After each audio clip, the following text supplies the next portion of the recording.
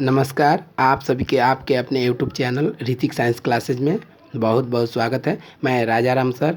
आज कुछ महत्वपूर्ण प्रश्न जो जीके और जीएस से संबंधित है और विभिन्न प्रतियोगी परीक्षाओं जैसे यूपी पीएसएससी रेलवे आदि में पूछे जाते हैं, उससे कुछ महत्वपूर्ण प्रश्नों को हम लेकर आए हैं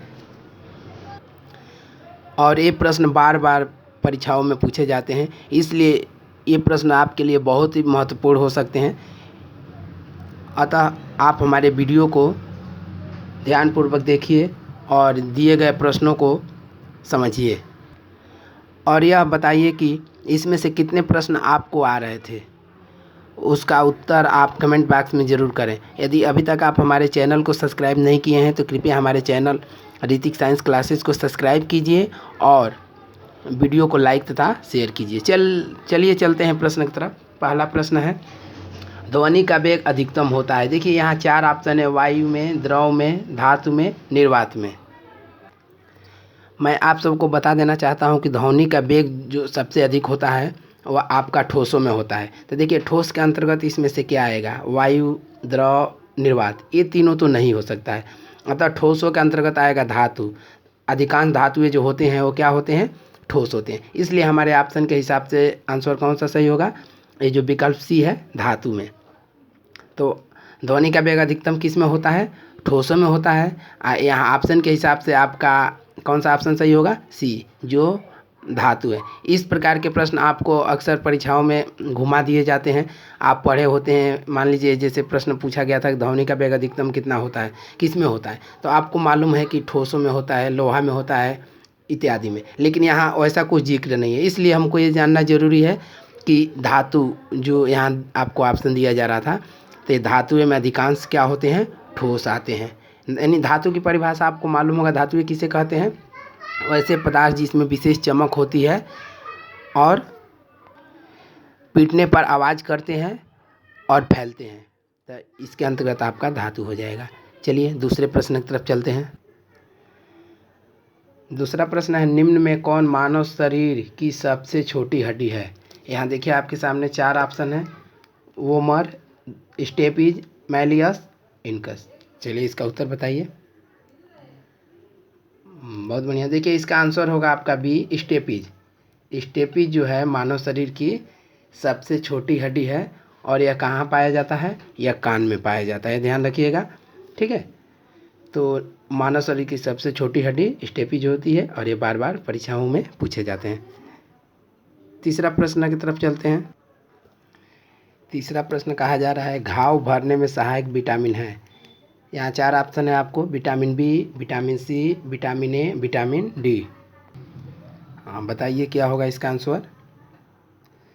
बहुत बढ़िया। देखिए घाव भरने में सहायक विटामिन आपका विटामिन ए होता है। इसके अनुसार आपका आंसर क्या होगा, सी होगा, यानी ऑप्शन सी होगा। लेकिन घाव भरने में सहायक विटामिन कौन सा है, विटामिन ए होता है और यह हमें पके फलों में पाए जाते हैं, खासकर गाजर, केला इत्यादि में। तो ये ध्यान रखिएगा, घाव भरने में सहायक विटामिन होता है विटामिन ए, जो हमें कहाँ पाया जाता है, पके फलों में अधिकता से पाया जाता है। चौथा प्रश्न देखते हैं, निम्न में किस फल में लौह प्रचुर मात्रा में पाया जाता है। आज का चौथा सवाल है जिसमें चार ऑप्शन है, जामुन, करौंदा, अमरूद, संतरा। यहाँ ध्यान दीजिए, लौह अयस्क यानी लोहे की बात किया जा रहा है। किस फल में सबसे ज़्यादा मात्रा में लौह अयस्क पाया जाता है, ध्यान दीजिएगा, लोहा। चार ऑप्शन है, जामुन, करौंदा, अमरूद, संतरा। तो बताइए कौन सा ऑप्शन होगा इसका सही। बहुत बढ़िया। देखिए इसका ऑप्शन ए सही होगा। ए का मतलब यानी जामुन। जामुन में लौह जो होता है ज़्यादा मात्रा में पाया जाता है, याद रखिएगा। पांचवें प्रश्न की तरफ चलते हैं। पांचवा प्रश्न है, भूकंपों की तीव्रता मापी जाती है रिएक्टर स्केल में, डेसिबल स्केल में, पीएच स्केल में, सेल्सियस स्केल में। तो ये ध्यान दीजिएगा, जो भूकंपों की तीव्रता मापी जाती है वह रिएक्टर स्केल में यानी रिएक्टर पैमाने पे मापी जाती है। तो इसलिए हमारा ऑप्शन कौन सा सही होगा, ऑप्शन ए सही होगा। भूकंपों की तीव्रता जो होती है रिएक्टर स्केल में मापी जाती है। चलिए छठवां प्रश्न देखते हैं। देखिए छठवां प्रश्न में कहा जा रहा है, ऊर्जा के किस रूप में प्रदूषण की समस्या नहीं होती है, यानी बहुत कम होती है या नहीं होती है। तो ऑप्शन है, कोयला, परमाणु ऊर्जा, पेट्रोल, सौर ऊर्जा। बताइए इसका आंसर। बहुत बढ़िया, ऑप्शन डी इसका सही होगा, सौर ऊर्जा। जो सौर ऊर्जा है यानी जो सूर्य के प्रकाश से सोलर सेल द्वारा जो हम ऊर्जा प्राप्त करते हैं उस ऊर्जा को सौर ऊर्जा हम कहते हैं। तो यही ऊर्जा जो है इसमें हमको प्रदूषण नहीं होती है। जबकि कोयला हम जलाते हैं धुआं के रूप में प्रदूषण होता है। परमाणु ऊर्जा में भी बहुत प्रदूषण होता है। पेट्रोल जलता है उसमें धुआं आता है। तो ये 6वें प्रश्न का उत्तर आपका होगा सौर ऊर्जा। आप समझ ही गए होंगे सौर ऊर्जा कहाँ से प्राप्त होता है। सौर ऊर्जा जो है हमें सूर्य से प्राप्त होता है और इसे हम सोलर सेल यानी सोलर बैटरी द्वारा इस ऊर्जा को हम क्या करते हैं, प्राप्त करते हैं। चलिए 7वें प्रश्न की तरफ चलते हैं।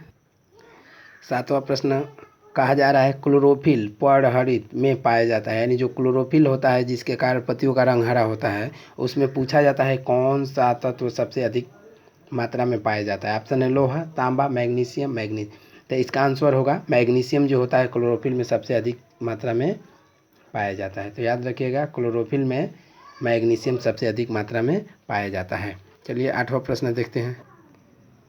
8वां प्रश्न है खमीर एक उदाहरण है। यानी पूछा जा रहा है खमीर किसका उदाहरण है। ऑप्शन है पहला जीवाणु का, दूसरा कवक का, तीसरा विषाणु का, चौथा शैवाल का। 4 ऑप्शन है, आप बताइए कौन सा उत्तर सही होगा। हाँ, इसका ऑप्शन बी सही होगा। इसका उत्तर होगा कवक। खमीर किसका उदाहरण है, कवक का उदाहरण है। ऑप्शन नंबर बी सही उत्तर होगा। आप लोग अपना उत्तर मिलाते रहिए। आप जान रहे थे क्या हम उत्तर बता रहे हैं, उस हिसाब से आप कमेंट बॉक्स में ये ज़रूर बताइएगा कि हमारा कितना उत्तर सही था। चलिए अगले प्रश्न की तरफ चलते हैं। 9वां प्रश्न क्या है। 9वां प्रश्न है झूठ का पता लगाने के लिए किस यंत्र का प्रयोग किया जाता है। यहाँ 4 ऑप्शन है आपके सामने। पहला है पॉलीग्राफ, दूसरा है पायरोमीटर, तीसरा है गायरोस्कोप और चौथा यानी काइमोग्राफ है।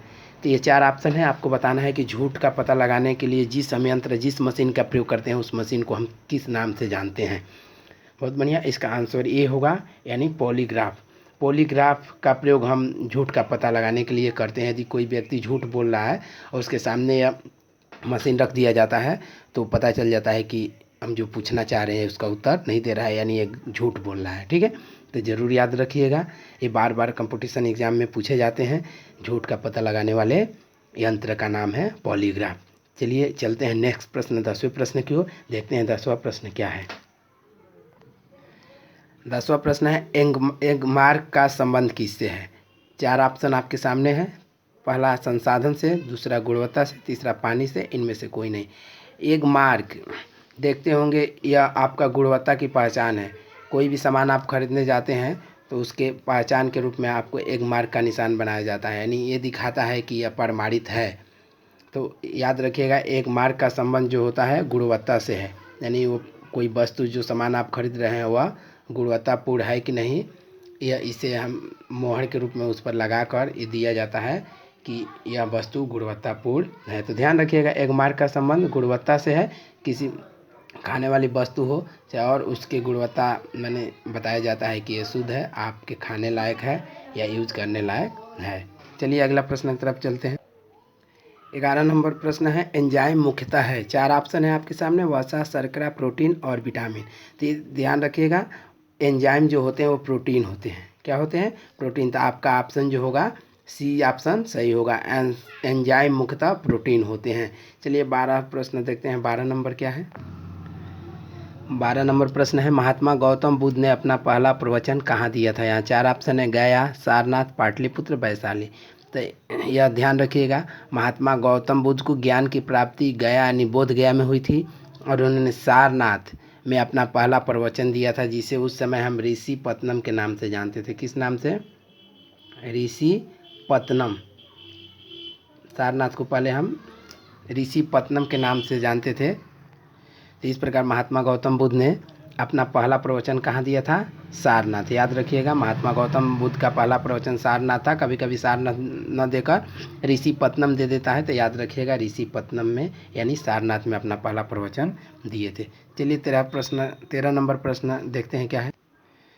13 नंबर प्रश्न है वृद्ध गंगा के नाम से किस नदी को जाना जाता है। ये ध्यान रखिएगा, ये वृद्ध गंगा के नाम से जो नदी है दक्षिण भारत की नदी है। यही आपको बताना है कि वृद्ध गंगा के नाम से किस नदी को जाना जाता है। यहाँ 4 ऑप्शन है। पहला है कावेरी, दूसरा कृष्णा, तीसरा गोदावरी और चौथा परियार। चलिए बताइए, इसका उत्तर आप ज़रूर बता सकते हैं आप लोग। बहुत बढ़िया। ये आपका गोदावरी नदी है, जिसे हम मृत गंगा के नाम से जानते हैं, और यह दक्षिण भारत की नदी है, अतः आपका ऑप्शन सी सही होगा। चलिए देखते हैं 14 नंबर प्रश्न। 14 नंबर प्रश्न है, अयोध्या किस नदी के किनारे है? 4 ऑप्शन है, गंगा, यमुना, सरयू, गोमती।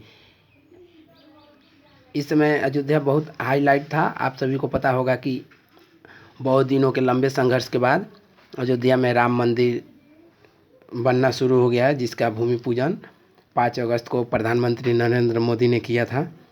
तो ज़रूर यदि आप न्यूज़ से जुड़े होंगे तो ज़रूर आपको मालूम होगा, बार बार इस नदी का जिक्र आ रहा था। उस नदी के पवित्र तट पर इस मंदिर को बनाया जा रहा है। तो चलिए बताइए, गंगा, यमुना, सरयू, गोमती। बहुत बढ़िया, ऑप्शन सी आपका सही होगा। जो अयोध्या है सरयू नदी के किनारे है, तो इसको ज़रूर याद रखिएगा। इस नदी का महत्व राम मंदिर बनने से और भी बढ़ गया है। तो ये बहुत इम्पॉर्टेंट प्रश्न है, ज़रूर याद रखिएगा। चलिए अगला 15 नंबर प्रश्न की तरफ चलते हैं। 15 नंबर प्रश्न है, सर्वदाता रक्त समूह कहलाता है, यानी कौन सा रक्त समूह जो है वह सर्वदाता ब्लड ग्रुप कहलाता है? रक्त समूह की संख्या 4 है, आपको मालूम होगा, ए बी और ओ 4 ब्लड ग्रुप होते हैं। इसमें सर्वदाता कौन सा होता है? यानी इस ब्लड का जो इस ग्रुप का जो ब्लड होगा वह किसी व्यक्ति को दिया जा सकता है। बताइए। बहुत बढ़िया। ओ जो होता है आपका क्या होता है? सर्वदाता होता है, यानी सभी को ब्लड देता है। जबकि ए बी क्या होता है? सर्वग्राही होता है। ए बी जिसका ब्लड ग्रुप हो वह किसी का भी ग्रुप क्या कर सकता है? किसी ग्रुप का ब्लड उसे चढ़ाया जा सकता है। जबकि जिसका ब्लड ग्रुप ओ हो, उस ग्रुप का जो ब्लड होता है वो सर्वदाता होता है, यानी किसी को भी दिया जा सकता है। तो इस तरह से याद रखिएगा, ए ओ जो होता है सर्वदाता होता है, और ए बी क्या होता है? सर्वग्राही होता है, सर्वग्राही। ठीक है। और ब्लड ग्रुपों की संख्या कितनी है? 4 है। बहुत बढ़िया। ये ब्लड ग्रुपों की संख्या 4 है। आपका ए बी जो है क्या है? सर्वग्राही है। ध्यान रखिएगा, सर्वग्राही यानी ये ग्रहण कर सकता है। और ए बी ओ क्या है? सर्वदाता है, दाता। बहुत बढ़िया। चलिए देखते हैं अगला प्रश्न, प्रश्न संख्या 16। देखिए 16 नंबर प्रश्न है, चिल्का झील स्थित है? Option A Paschim Bangal, B Orissa, C Kerala, D Tamil Nadu. 4 option आपके सामने हैं, बताइए कौन सा उत्तर सही होगा। चिल्का झील स्थित है। देखिए इसका एक छोटा सा ट्रिक था, चीऊ ऊ पहले उड़ीसा बोला जाता था, अब उसको ची से चिल्का और ऊ से उड़ीसा, तो अब ओ हो गया है, ओडिशा हो गया है। तो इसलिए आपका ऑप्शन क्या होगा इसका? बी। चिल्का झील कहाँ स्थित है? ओडिशा में। याद रखिएगा, ची से चिल्का और ओ से ओडिशा। ये ऑप्शन आपका सही होगा, बी। चलिए 17 नंबर प्रश्न देखते हैं क्या है। 17 नंबर प्रश्न है, किस राज्य में लोकसभा की सीटें अधिकतम हैं? यहाँ 4 ऑप्शन है आपके सामने, बिहार, पश्चिम बंगाल, उत्तर प्रदेश, महाराष्ट्र। यानी लोकसभा की सीटें पूछा जा रहा है। ध्यान दीजिएगा, लोकसभा की सीटें जो प्रधानमंत्री के चुनाव के लिए जो चुनाव होता है, जिससे हम प्रधानमंत्री चुनते हैं, वही पूछा जा रहा है किस राज्य में सबसे ज़्यादा सीटें हैं लोकसभा की। तो बताइए। बहुत बढ़िया। देखिए सबसे ज़्यादा लोकसभा की सीटें उत्तर प्रदेश में है, आपका ऑप्शन सी सही होगा। उत्तर प्रदेश में लोकसभा की सीटें 80 है। ध्यान रखिएगा, कितने सीटें हैं? 80 लोकसभा की सीटें हैं उत्तर प्रदेश में। जबकि बिहार में कितनी है? 40 सीटें हैं। बिहार में 40 सीटें हैं। वही पश्चिम बंगाल में आपका 39 सीटें हैं, और महाराष्ट्र में आपका है 48 सीट। ठीक है, तो ये ध्यान रखिएगा। तो यानी आप दिए गए ऑप्शन के हिसाब से वैसे पूरा ओवरऑल भी देखा जाए तो उत्तर प्रदेश में सबसे ज़्यादा क्या है? लोकसभा की सीटें हैं, कुल 80 सीटें हैं, याद रखिएगा। ठीक है। चलिए अगला प्रश्न की तरफ चलते हैं। 18 नंबर प्रश्न है, उत्तर प्रदेश में कितने ज़िले हैं? बहुत अच्छा प्रश्न है। ज़िलों की संख्या आपको मालूम होनी चाहिए, अपने प्रदेश में कितने ज़िले हैं। तो यहाँ 4 ऑप्शन है, पहला 40, दूसरा 80, तीसरा 75, चौथा 70। बताइए कितने ज़िले हैं आपके राज्य में? ये तो ज़रूर आपको मालूम होनी चाहिए। चलिए बहुत बढ़िया, 75। देखिए यहाँ ऑप्शन सी आपका सही होगा। उत्तर प्रदेश में कुल 75 ज़िले हैं, ये भी आपको भी याद रहनी चाहिए। उत्तर प्रदेश में कितने ज़िले हैं? 75 ज़िले हैं। चलिए अगले प्रश्न की तरफ चलते हैं। देखिए 19 नंबर प्रश्न है, गांधी जी को सबसे पहले राष्ट्रपिता किसने कहा था?